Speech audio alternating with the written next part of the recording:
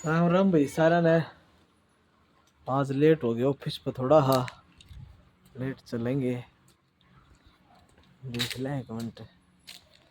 ये अपनी बगीची है भाई, छोटी ही पेड़ पौधे की, फूल वगैरह पेड़ पौधे लगा रखे हैं। चलेंगे भाई। और दवाई सब शुरू कर दी होंगी ना। ये अपनी गाड़ी है भाई, डस्टर पुरानी गाड़ी ये थी, 2013 में ली थी ये गाड़ी। 2013 में पुरानी हो गई, अब इसके कागज पूरे हो चुके हैं, इसलिए इसको बाहर नहीं निकालते। ये अपनी नई गाड़ी है, टाटा हैरियर। ये नई गाड़ी है भैया, अच्छी गाड़ी है। ये पुरानी हो चुकी है, बिल्कुल पुरानी, 2013 मॉडल है। कागज पूरे हो चुके क्योंकि एनसीआर में आते हैं ना हम। एनसीआर में वो नहीं हो सकता, 10 साल पुरानी गाड़ी चल नहीं सकती, इसीलिए। तो भाई तो सुनाओ क्या हाल है मेरे मित्रों। इलाज वगैरह कैसा चल रहा है? अच्छा चल रहा होगा। तो फिर मस्त लाइफ जियो भाई, तुम भी आई बेस्ट फ्री लाइफ जियो, मस्त जिंदगी हो जाती है। क्योंकि पहले इतने कीमत का पता नहीं चलता जिंदगी का, क्योंकि जब स्वस्थ थे ना तब हमको इस शरीर की वैल्यू का नहीं पता था। जब बीमार हो गए ना, आईबीएस हो गई, तब पता चल गया वैल्यू का कि वो टाइम क्या था, हमने क्या क्या सावधानियां करनी चाहिए थी, क्या क्या। ये अपना बगीची और अपना घर है भाई, ठीक है ना। तो तब इतनी वैल्यू का पता नहीं था।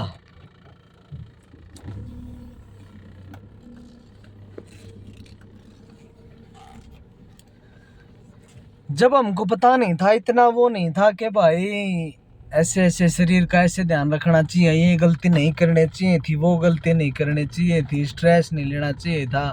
कुछ भी हो जाए ज़िंदगी में, थोड़ा मोटा कभी थोड़ा कुछ नुकसान हो जाता तो ऐसे स्ट्रेस ले लेते, रिलेशनशिप का स्ट्रेस ले लेते, घर में कोई बात हो जाती तो स्ट्रेस ले लेते। पता ही नहीं होता किसी को, नहीं मेरे को नहीं भाई, किसी को भी पता नहीं होता। समझ गए ना, किसी की गलती नहीं है इसमें। कौन खुश होगा बीमारी को पाल के? बीमारी के साथ कोई जी सकता है क्या? कोई भी खुश नहीं हो सकता कि भाई मेरे को बीमारी आए। तो अब बीमारी आ गई, अब हमको पता चल गया, ठीक है ना। अब ऐसा पता चल गया कि भाई गलती नहीं करेंगे, कुछ भी कभी लाइफ में इतना स्ट्रेस नहीं लेंगे, मतलब खाली पेट। मैंने इतना सुना है कि भाई खाली पेट वजन उठाना, ज्यादा वजन उठाना मतलब भी थोड़ा खतरनाक साबित हो सकता है। खाली पेट कभी भी इंसान को ज्यादा वजन नहीं उठाना चाहिए, ध्यान रखना चाहिए थोड़ा शरीर का। मतलब समझ गया। कुछ मजदूर आदमी है, सब ऐसा बोलोगे भाई मजदूर आदमी काम कैसे करेगा, वो ऐसे करेगा, तो मतलब एक अलग चीज है, किसी को हो जाए किसी को नहीं होती। अब घर में है, घर में वही खाना बनता है, सभी खाते हैं, वही पानी सभी पीते हैं, हर चीज सभी सेम सेम करते हैं घर वाले। पर किसी एक घर वाले को पथरी हो जाती है, बाकी को नहीं होती। इसका क्या कारण है? इसका कारण है कि उसके शरीर में वे चीजें अच्छी तरह से काम नहीं कर पाई जो बाकी के शरीर में कर पाती हैं।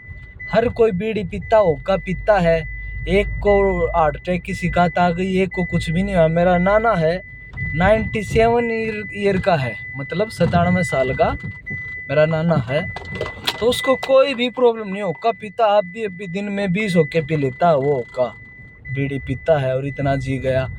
और आजकल थोड़ा धूम्रपान करते ही हार्ट अटैक की शिकायत आने लग जाती है। डॉक्टर बोलते हैं कि भाई बीड़ी नहीं पीनी, हुक्का नहीं पीना, मतलब ये चीजें बंद। तो वही है भाई, सभी को हर चीजें सूट नहीं होती, सभी को वो खाना सूट नहीं होता, सभी को नशा सूट नहीं होता। कोई कोई सारी जिंदगी दारू पी के चला जाता है, उसको कुछ नहीं होता। किसी का 40 साल में ही लीवर डैमेज हो जाता है। तो समझ गए ना, तो ये बात होती है भाई। तो कभी भी किसी को कंपेयर मत करें कि फलाना नशा करता है मैं भी कर सकता हूँ, उसको कुछ नहीं होता, वो तो ये खाता है, मटन खाता है, चिकन खाता है, उसको कुछ नहीं होता, मेरे को होता है। तो मतलब ये चीज़ें कंपेयर करने की नहीं होती। सबका शरीर, सबकी बॉडी, सबकी अलग अलग है भाई। आईबीएस में ही लगा लो, आईबीएस में मेरे को मैंने जो एक्सपीरियंस किया, मेरे को बाकी चीज़ों के अलावा मेरे को घी डाइजेस्ट हो जाता था, मेरे को घी अच्छा डाइजेस्ट हो जाता था, इतनी परेशानी नहीं होती थी घी से। बाकी जो मेरे सर्कल के बंदे थे जो, क्योंकि वैसे तो पता चलता नहीं, हम अकेले बीमार रहते हैं जब तक पता नहीं चलता। हम कहीं बाहर निकलते हैं, न्यूरोथेरेपी लेने गए, वहाँ दोस्त बन गए, वहाँ मतलब न्यूरोथेरेपी में शायद तो वहाँ पक्के दोस्त बन ही जाते हैं, वहाँ मिलते हैं ज़्यादा बंदे। तो जितने और बंदे थे ना वे घी खाते, उनको कॉन्स्टिपेशन हो जाता, पेट में दर्द हो जाता दवाई लेने के टाइम पे। मैं घी खाता था, मेरे को कुछ नहीं होता था, इसलिए मेरा वेट गेन जल्दी हो गया ज़्यादा, मैंने घी ज़्यादा खाया। मैं सच्ची बताता हूँ, पर मैं ये कह नहीं सकता कि तुम भी घी खाओ। मेरा एक्सपीरियंस, मेरा शरीर अलग है भाई, तुम्हारा अलग है। देखना पड़ता है कि हमको क्या डाइजेस्ट हो रहा है, हमको डाइजेस्ट क्या हो रहा है ये देखना पड़ता है। दूसरे को क्या डाइजेस्ट हुआ है, दूसरे को वो चीज़ें डाइजेस्ट हो गई तो ज़रूरी नहीं है कि हमको भी वहीं डाइजेस्ट होंगी। ये अलग अलग मैटर होता है, सभी का अलग होता है भाई ये, ठीक है ना, सभी का अलग होता है, बॉडी अलग होती है तो हर चीज़ अलग हो गया।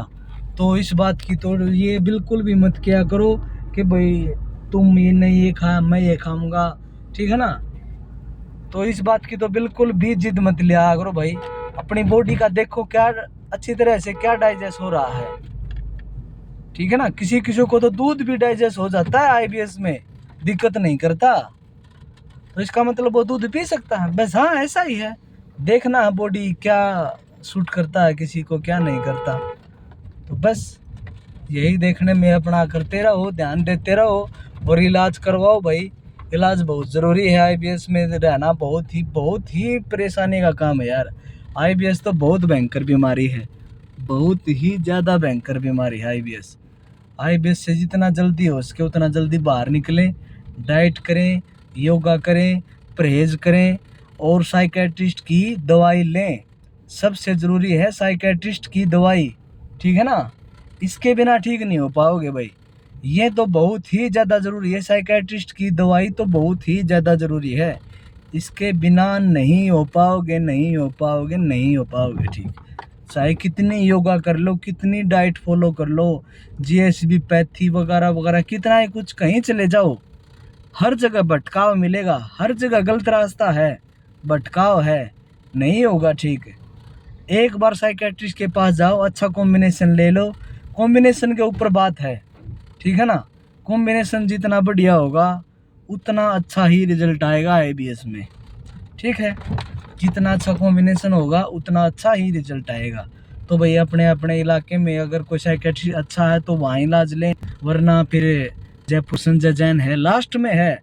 अगर कहीं भी आराम ना हो ना तो फिर डॉक्टर संजय जैन तो लास्ट में है, वहाँ तो बंदा ठीक होगा, ज़रूर से भी ज़रूर ठीक होगा। तो भाई ये अपनी गाड़ी की पार्किंग बना रखी है इधर, मैंने इधर खड़ी करता हूँ भाई। तो ठीक है, आ गए ऑफिस पे, ठीक है, ओके बाय, राम राम भाई।